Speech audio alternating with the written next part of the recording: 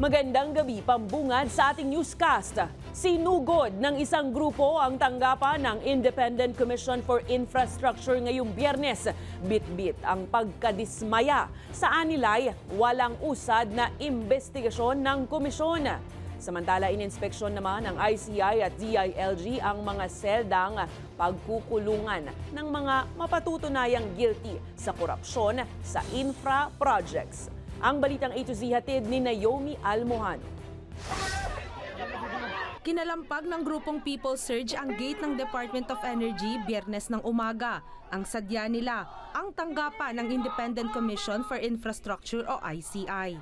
Bit-bit ng mga rallyista ang pagkadismaya dahil wala pa rin anilang nakukulong at nananagot hanggang ngayon sa mga maanumalyang flood control projects kahit anila. Nariyan na ang mga patunay.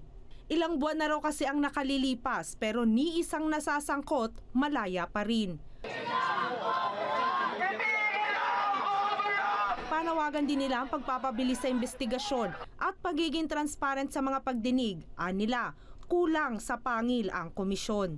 Ayon naman sa ICI, naririnig at naiintindihan nilang daing ng taong bayan. Patuloy nila silang nangangalap ng ebidensya at mga testimonya para mapagtibay ang mga ebidensya. Dagdag pa nila, transparent sila sa kung sinong mga individual ang iniimbitahan sa mga pagdinig. Nanawagan din sila sa mga sangkot na makipag-cooperate sa investigasyon.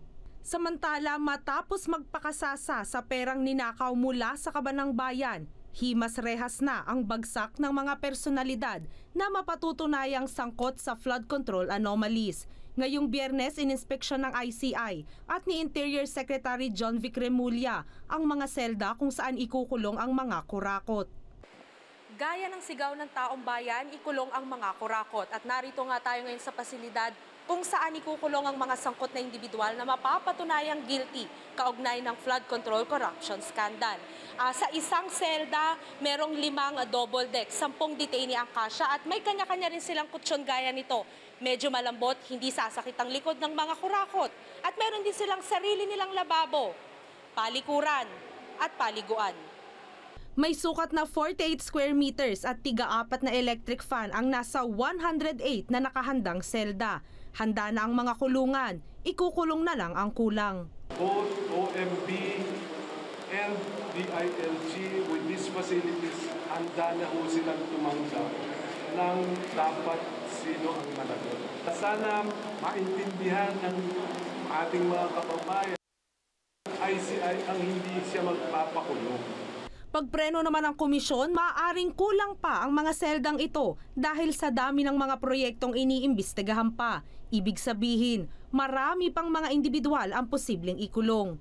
Paglilinaw pa ng ahensya, walang kahit anong special treatment na ibibigay sa mga detainee at hindi kakailanganin ang karaniwang palusot ng mga nasasakdal na hospital arrest. Po kaming infirmary dito, lalagyan namin ng lahat ng resuscitation machine. Kung dialysis kailangan, maglalagay kami ng dialysis machine. Hindi naman dapat sobrang importante. But it is very decent.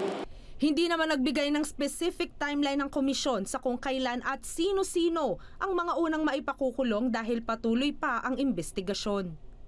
Para sa Balitang A to Z, Naomi Almohano.